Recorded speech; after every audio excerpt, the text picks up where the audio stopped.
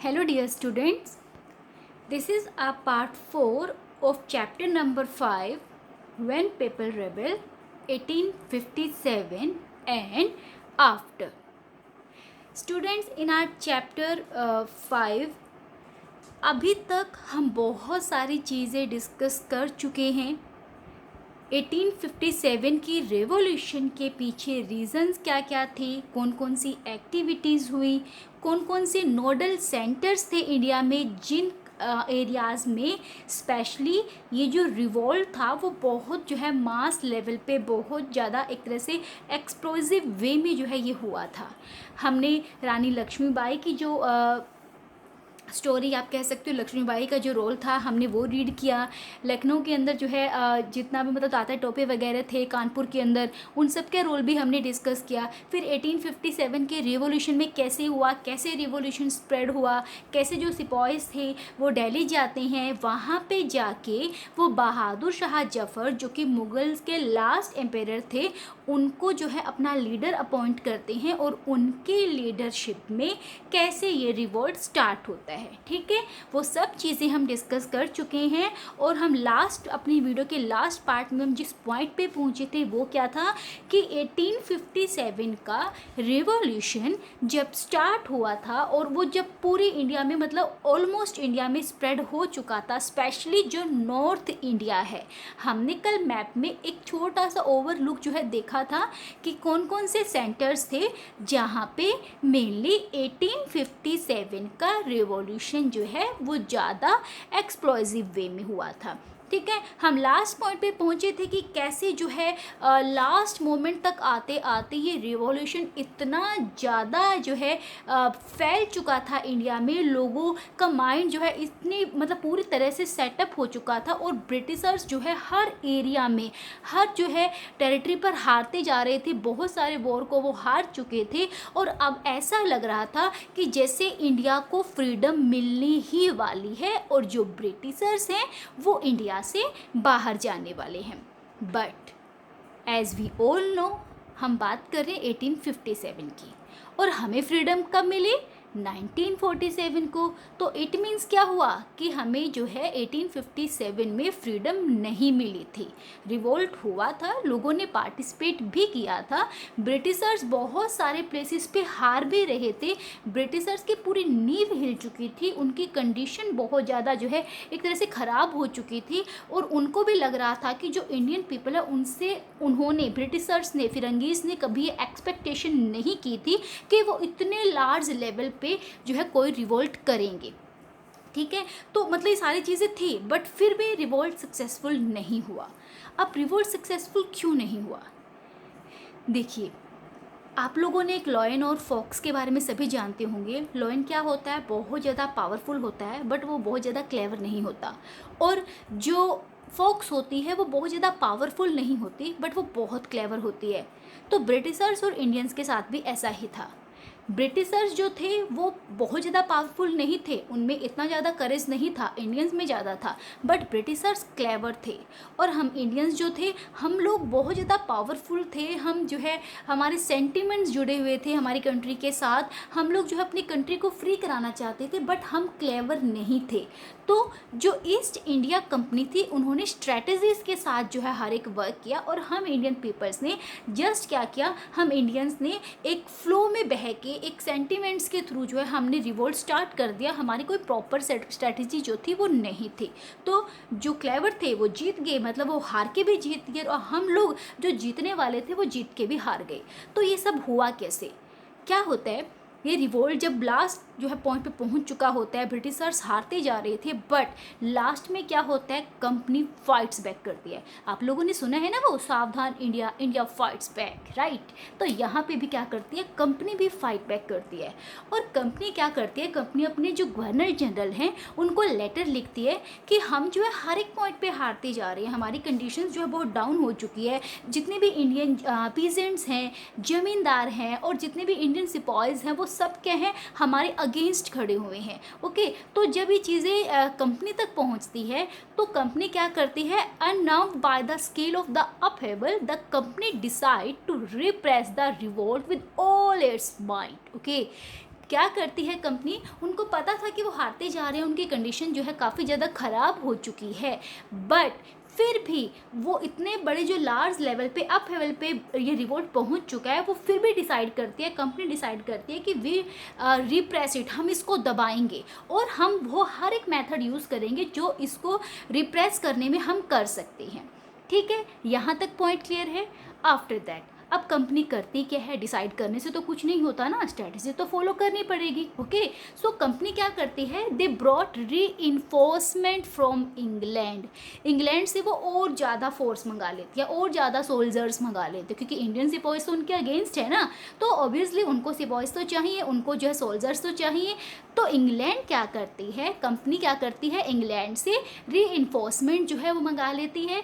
उसके बाद वो कुछ ऐसे न्यू लॉज पास करती है so that rebels could be convicted with ease, बहुत ही आसानी से हम रेबल्स को क्या कर सके, विद्रोहियों को हम दबा सके। ठीक है, तो वो ऐसे ऐसे जो है लॉज जो थे वो पास करना स्टार्ट कर देती है।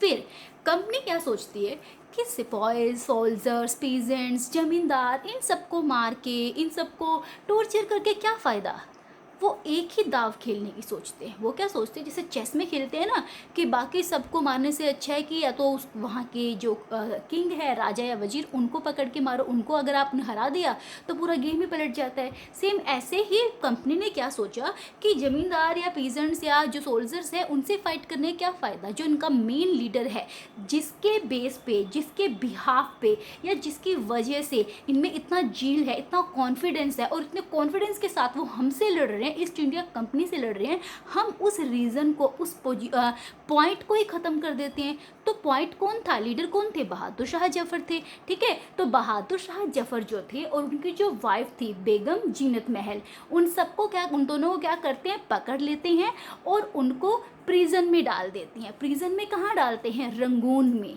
अब रंगून कहाँ पे है, म्यांमार में।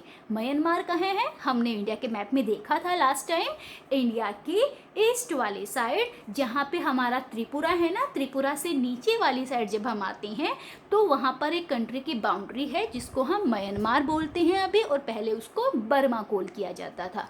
तो बहादुर शाह जफर और उनकी जो वाइफ थी बेगम जीनत महल, दोनों को ही रंगून जो प्रिजन थी वहाँ पे डाल दिया जाता है। उसके बाद जो दिल्ली है उसको रिकैप्चर कर लेते हैं। ओके, दिल्ली को मीन्स क्या हुआ, दिल्ली को क्योंकि जो रेबल्स थे वो सारे दिल्ली में थे ना उस टाइम पे, और बहादुर शाह जफर उनके लीडर थे, तो बहादुर शाह जफर को पकड़ लिया जाता है, उनको प्रिजन में डाल देते हैं, और बाकी जो दिल्ली बचा, दिल्ली को वो फिर से रिकैप्चर कर लेते हैं, फिर से ईस्ट इंडिया कंपनी का राइट जो है वो दिल्ली पे हो जाता है। But what about other centres, बाकी और भी तो सेंटर्स थे ना, लाइक लखनऊ था, झांसी, उसके बाद कानपुर, ग्वालियर, बहुत सारे उधर सेंटर्स थे, तो उन सब के साथ क्या हुआ, क्या उन सबको भी कैप्चर कर लिया गया। Did the rebellion diet down, क्या जो रिबेलियन थे उन्होंने हार मान ली, बड़े जील के साथ लड़े थे ना सब, हर किसी में एक अलग ही इंथुजियाज्म था। मे बी उनके जो उनका जो एक फोकस या उनका जो एम रहा है वो मे बी डिफरेंट हो, बट उनका गोल तो सभी का एक था कि ब्रिटिशर्स को बाहर निकालना है। तो क्या बहादुर शाह जफर को जैसे ही प्रिजन में डाला गया, बाकी जो रिबेलियन थे, बाकी जो लीडर्स थे, क्या उन्होंने भी हथियार डाल दिए, क्या वो भी, उन्होंने भी हार मान ली। So people continue to resist and battle. Okay, लोगों ने लड़ना नहीं छोड़ा, लोगों ने क्या किया, लोगों ने फिर भी अपनी जो लड़ाई थी वो जारी रखी, कंटिन्यू रखी, और वो ब्रिटिशर्स के अगेंस्ट लड़ते रहे। अब ठीक है, और ब्रिटिशर्स को इस रिवोल्ट को रिप्रेस करने में नियर बाय 2 ईयर्स लगे। देखिए, ब्रिटिशर्स जिनके पास बहुत ज़्यादा सोल्जर्स थे, जिनके पास स्ट्रैटेजी थी, जो बहुत क्लेवर थे, फिर भी उन्हें इंडियंस के इस रिवोल्ट को सप्रेस करने में पूरे 2 ईयर्स लगे। Okay, first of all I want to show you a picture, just have a look on it. ये student, just have a look on this picture. ये पिक्चर आपकी NCERT से ही है। देखिए, ये जो सीन आपको शो हो रहा है यहाँ पे, ये क्या है, ये उस टाइम को शो कर रहा है, उस टाइम को रिवील कर रहा है जब बहादुर शाह जफर को कैच करके, उनको पकड़ के जो रंगून प्रिजन थी वहाँ पे डाल दिया जाता है। ठीक है, तो ये बहादुर शाह जफर, उनके बाकी जो है उनके स्पॉटर्स हैं जिनको रंगून जेल में डाल दिया जाता है, और जो बहादुर शाह जफ़र के सन थे या जो ग्रैंड सन थे, उन सबको तो इमीडिएटली शूट कर दिया गया था, बट बहादुर शाह जफ़र को क्या किया था, रंगून जो प्रिजन थी वहाँ पे सेंड कर दिया था। सो स्टूडेंट, उसके बाद जितने भी हमारे दूसरे नोडल पॉइंट्स थे, लाइक लखनऊ था, उसके बाद झांसी और कानपुर, ग्वालियर, इन सब में भी जितने भी लीडर्स थे वो भी वन बाय वन जो है उनको भी डिफीट मिलना स्टार्ट हो गई। लखनऊ जो था उनको दोबारा से रिकैप्चर कर लिया, टेक ऑन ओवर किया मार्च 1857 में। फिर झांसी में भी जो है रानी लक्ष्मीबाई थी, तो रानी लक्ष्मीबाई नो डाउट अपने लास्ट ब्रीथ जो तो है वो ब्रीथ तक वो लड़ी, आखिरी दम तक लड़ी और बहुत ज़्यादा ब्रेवरी के साथ वो लड़ी हैं। ठीक है, वो ठीक है, उनका झांसी कैप्चर कर लिया गया, उसके बाद उन्हें तात्या टोपे का स्पॉट भी मिला, उसके बाद भी वो दोनों बहुत लंबे टाइम तक स्ट्रगल करते रहे और लास्ट में जो है जून 1858 में रानी लक्ष्मीबाई की ब्रिटिशर्स के साथ लड़ते लड़ते जो है डेथ हो जाती है। ठीक है, बट उनको पता था कि हम जो है वीक होते जा रहे हैं, ब्रिटिशर्स हम पे हैवी होते जा रहे हैं, बट फिर भी उन्होंने हार नहीं मानी, लास्ट दम तक वो जो अपने लड़ते रहे। Same with the Tatya Tope also, Tatya Tope भी जो है उनकी झांसी भी जा चुका था, कानपुर ग्वालियर सब कुछ जा चुका था उनके हाथ से, बट फिर भी उन्होंने क्या किया, वो फॉरेस्ट में जाके गुरिल्ला फाइट करते रहे। गुरिल्ला फाइट क्या होता है कि जिसमें छिप छिप के लड़ते हैं, ठीक है, अपने आप को हाइड करके ब्रिटिशर्स को मारते थे। बट उनको 1859 में उनको भी पकड़ लिया जाता है और अप्रैल 1859 में उनको भी मार दिया जाता है। तो जितने भी इम्पोर्टेंट लीडर्स थे जो इस 1857 के स्ट्रगल में जिन्होंने पार्टिसिपेट किया, जिन्होंने रोल प्ले किया, वो एक एक करके सारे शहीद होते चले गए। अब just as victorious against the British had earlier encouraged rebellion, the defeat of rebel forces encouraged desertion। ठीक है, ये इंपॉर्टेंट लाइन है, you should know the meaning of this line. क्या होता है, जिस टाइम पे 1857 का रेवोल्यूशन स्टार्ट होता है, उस टाइम पे क्या था, जैसे जैसे वन बाय वन हर एक पॉइंट पे ब्रिटिशर्स के अगेंस्ट जो रेबल्स थे, रेबेलियंस थे, उनको जो है जीत मिलती जाती है, उनको जो है वो विन करते जाते हैं हर एक पॉइंट पे रेबेलियंस। तो उनका जो करेज है या उनकी जो एक तरह से उनकी जो जील है वो बहुत ज़्यादा बढ़ती चली जाए। देखो, जब किसी को वन बाय वन जो है उसको हर एक पॉइंट पे उसको अगर जीत मिलती जाएगी तो उसका जो कॉन्फिडेंस लेवल है वो ऑटोमेटिकली जो है बढ़ता चला जाता है। बट जब किसी पर्सन को आप किसी पर्सन की बात कर लीजिए, अगर आपको हार मिलना स्टार्ट हो जाती है तो एक के बाद एक करते करते क्या होता है, लास्ट में ऐसा मोमेंट आता है कि जब आपके अंदर की जो हिम्मत होती है ना वो ख़त्म होना स्टार्ट हो जाती है। आप क्या करते हो, उस टाइम पे जो है टायर्ड हो जाते हो, थक जाते हो और उस टाइम पे आपको हार मारनी पड़ती है। ठीक है, तो सेम जो है रेबेलियंस के साथ हुआ। स्टार्टिंग में उनको बहुत ज़्यादा एक तरह से उनके अंदर एक जोश था, पूरे जोश के साथ वो लड़ रहे थे। बहादुर शाह जफ़र उनके लीडर थे, उससे उनको और ज़्यादा सपोर्ट मिला। तो बहुत ही जो है उन्होंने हर एक लेवल पे, हर एक जो है पोस्ट पे ब्रिटिशर्स को जो है एक तरह से ब्रिटिशर्स को मुंह की खानी पड़ी, ब्रिटिशर्स को हार का सामना करना पड़ा। बट जैसे ही बहादुर शाह जफ़र को क्या पकड़ लिया जाता है, लखनऊ में, झांसी में, कानपुर, ग्वालियर, जो रानी अवंतीबाई थी वो भी लास्ट तक जो है लड़ती रही, लास्ट में उन्होंने शहीद होना पसंद करा ब्रिटिशर्स की गुलामी की बजाय। तो जितने भी इंपॉर्टेंट लीडर्स थे, जब वो हारना स्टार्ट होते हैं तो जितने भी रेबल फोर्सेस थी वो भी क्या हो जाते हैं, अब वो डेजर्सन मीन्स भागने के लिए मजबूर हो जाते हैं, अब उनको पीछे हटना पड़ता है। ओके, तो ब्रिटिशर्स क्या करते हैं, ब्रिटिशर्स ऑल्सो ट्राइड। अब देखो, जो लोग हैं, जितने भी इंपॉर्टेंट लीडर्स हैं वो तो या तो शहीद हो चुके हैं या जैसे कुछ एक जो लीडर्स थे उनको जेल में डाल दिया गया था। अब ब्रिटिशर्स क्या करते हैं, they tried their best to win back the loyalty of the people. अब वो पूरी ट्राई करते हैं कि जो लोग उनके फेवर में थे, जो लोग उनके लिए लॉयल हैं, उनकी एक तरह से उनका जो कॉन्फिडेंस है वो दोबारा से गेन कर ले, दोबारा से पाले। तो वो क्या करते हैं, बहुत सारी स्ट्रैटेजीज यूज़ करते हैं, लाइक लिबरल पॉलिसीज़ चलाते हैं towards the trial of landlords and rebels. वो क्या करते हैं, वो बाकी कॉमन पीपल्स को बोलते हैं कि जिन लोगों ने किसी भी सिपाही को, किसी ब्रिटिशर सिपाही को या ऑफिसर को नहीं मारा है, जिन्होंने किसी ब्रिटिशर की ऑफिसर की प्रॉपर्टी को डैमेज नहीं किया है, जिन्होंने जो है कोई भी ऐसा वर्क नहीं किया, किसी भी रिवोल्ट में जिन्होंने पार्टिसिपेट नहीं किया, उनको वो कुछ भी नहीं कहेंगे। इनफैक्ट उनको रिवॉर्ड मिलते थे, ठीक है, उनको प्राइज़ मिलता था, सो दैट जिनको वो प्राइज़ दे वो हमेशा के लिए ब्रिटिशर्स के लॉयल बन के रह जाइए। उनकी एक स्ट्रैटेजी थी और जिन्होंने रिवोल्ट में पार्टिसिपेट किया था, जिन्होंने ऑफिसर्स को मारा था, उनका मर्डर किया था, ऐसे लोगों को पनिश भी किया जाता था। तो एक तरह से क्या था, वो लोगों का कॉन्फिडेंस गेन करना चाह रहे थे, क्योंकि वो ये चाहते थे कि जैसे आज रिवोल्ट हुआ है, फ्यूचर में ऐसा कभी ना हो। तो उसके लिए वो एक होता ना, एक ग्राउंड जो प्लान है वो रेडी कर रहे हैं इस टाइम पे।